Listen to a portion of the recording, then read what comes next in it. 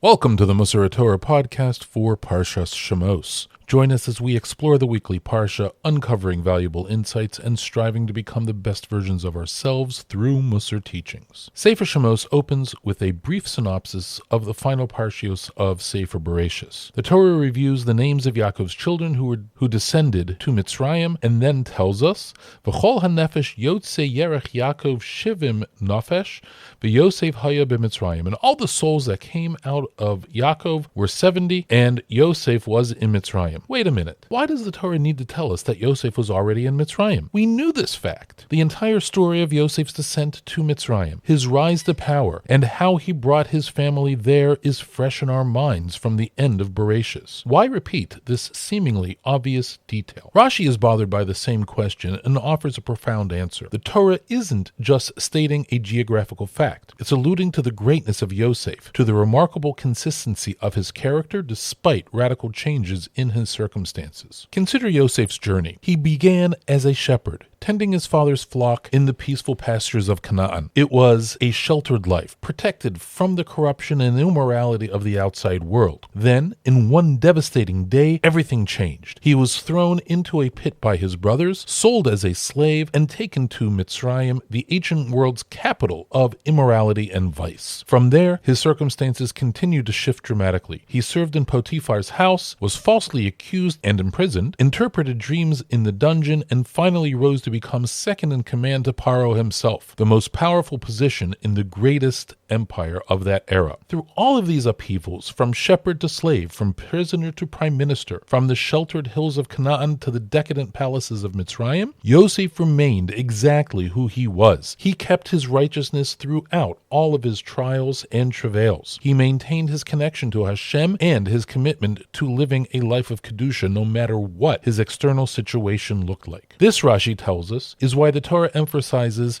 and Yosef was in Mitzrayim, not just physically in Egypt, but spiritually intact while in Egypt. The same Yosef who shepherded his father's flocks was the Yosef who ruled over Mitzrayim. Rav Shlomo Wolbe, Zeich Levracha, makes an essential point about this consistency. What we see in Yosef is the embodiment of the middah of Seder, orderliness. Not the kind of orderliness we typically think about. Many people are organized and structured. They follow a daily schedule, stick to their routines, and maintain predictable patterns. But how many people can maintain that order when their circumstances suddenly change, when life throws them a curveball, when they are pulled out of their comfortable routine and thrust into unfamiliar territory? Most people's orderliness is external. It depends on their environment remaining stable. When that environment shifts, their structure falls apart. Yosef's Seder was different. His order was internal, independent of his external situation. It didn't matter whether he was a shepherd in Canaan or a viceroy in Mitzrayim, whether he was tending sheep or administering an empire, whether he was surrounded by righteousness or by immorality. His internal compass remained steady. His priorities didn't shift. His commitment to his values didn't waver. This is the kind of Seder we need to develop if we want to maintain our spiritual lives in an ever-changing world. How do we develop this kind of internal orderliness that can withstand life's upheavals? Rav Wolbe offers us a practical guidance. First, he teaches us that external orderliness can promote internal orderliness. There is a value in creating structure in our physical environment and our daily routines. Having set times for davening, learning, and mitzvos creates a framework that supports our spiritual growth. We need to understand that this is just the beginning. The external structure is meant to cultivate something deeper within us. Second, and more importantly, we need to ask ourselves two fundamental questions. The first, what do I want to accomplish in my service to Hashem? What are my spiritual goals? What kind of person do I want to become? What legacy do I want to build? This isn't about vague generalities. It is about getting crystal clear on what really matters to you in your relationship with Hashem. Maybe it's growing in your davening. Maybe it is becoming more careful in how you speak about others. Maybe it is developing a deeper knowledge of Torah. Maybe it's cultivating more patience with your family. Whatever it is, you need to identify that clearly. The second question is, in my present situation, what can can I do to actualize those goals? Notice the emphasis. In my present situation, not in some ideal future when you have more time or when the kids are older or when work calms down. What can you do now given your current circumstances, responsibilities, and constraints? This is where many people get stuck. They identify beautiful spiritual goals, but then wait for the perfect conditions to pursue them. Yosef teaches us that there are no perfect conditions. You serve Hashem in the situation that you are in, not the situation you wish you were in. Once you have clear answers to these two questions, you can build a schedule that reflects your priorities. This schedule should include ample time for eating, sleeping, and relaxation. Rav Wolbe is clear that a sustainable spiritual life must be realistic about our physical needs. However, crucially, the time set aside for tefillah, learning, and performing mitzvos must be immutable. These aren't flexible parts of your schedule that get pushed aside when something comes up. These are the anchors, the non-negotiables. And here's where Rav Wolbe gives us an important warning. Don't make your answers to those two questions too ambitious. If you take on more than you can realistically handle, you'll end up abandoning the entire schedule. Better to commit to 15 minutes of a meaningful learning every day and actually do it than to plan for 2 hours and give up after a week. Start with something sustainable. Build from there. The key is consistency over time, not intensity in the moment. The Alter of Kelm offers us a powerful metaphor for understanding the importance of Seder. He compares it to a clasp on a pearl necklace. Think about a beautiful pearl necklace. Everyone agrees that the pearls are the valuable part. They are what catches the eye, what people admire, what gives the necklace its worth. The clasp? It's just a small, functional piece of metal. Nobody compliments the clasp. Here's the thing. If there's no clasp, what happens to those valuable pearls? They scatter everywhere. They roll under furniture, get lost in cracks, disappear into the chaos. You are left holding just a string. All that value, all that beauty, gone. The clasp isn't the most valuable component of the necklace, but it's the most essential. Without it, nothing else matters. Similarly, a person may possess a wealth of talents, knowledge, and good qualities. They might be intelligent, creative, kind-hearted, and capable. Without a Seder, without the internal structure that holds everything together, all those virtues are liable to scatter. Their potential remains unrealized. Their talents go to waste. Their good intentions never translate into consistent action. Seder is the clasp that keeps everything in place. It's not the flashiest middah, but it's what allows all your other strengths to actually count for something. Here's our practical challenge for this week. Take time. All of us should take time, even just 30 minutes, to honestly answer those two questions Rav Wolbe posed. What do you want to accomplish in your avodas Hashem? Write it down. Be specific. Don't just say be a better person. Identify what areas of growth matter most to you right now. Then ask, given my current life circumstances, what can I realistically commit to doing each day to move toward that goal? Maybe it's 5 minutes of Hisbodedus before bed. Maybe it's learning one Mishnah at breakfast. Maybe it's being more present during Shmona Esrei. Whatever it is, make it concrete and achievable. Then build that commitment into your daily schedule as something immutable, like the clasp that holds everything together. Protect that time. Honor that commitment. Let it become the anchor point around the rest of your day organizes itself. And when life throws you curveballs, because it will, when your circumstances shift and your routine gets disrupted, come back to your core commitment. That's what it means to have an eternal Seder like Yosef. Not that nothing ever changes, but that your essential priorities remain steady even when everything else is in flux. Yosef's journey from shepherd to viceroy teaches us that true spiritual consistency doesn't depend on stable circumstances. It comes from internal orderliness, from knowing what matters to you in your service of Hashem and protecting that priority no matter what's happening around you. The Torah's seemingly unnecessary detail of Yosef was in Egypt reminds us that Yosef remained Yosef wherever he was. His external situation changed dramatically, but his internal compass stayed true. As we begin Sefer Shemos and read about the Jewish people's descent into exile and servitude, this lesson becomes even more relevant. We too live in a kind of exile surrounded by influences and pressures that pull us away from our values. We too experience dramatic changes in our circumstances and challenges we never anticipated. Upheavals that disrupt our routines. Like Yosef, we can develop the kind of Seder that transcends circumstances. We can build an internal structure that holds our spiritual lives together even when everything around us is shifting. We can be the clasp that keeps all our good qualities and intentions from scattering into the chaos. May we merit to serve Hashem with true Seder, not just when conditions are perfect, but in every situation we find ourselves in. Have a good Shabbos.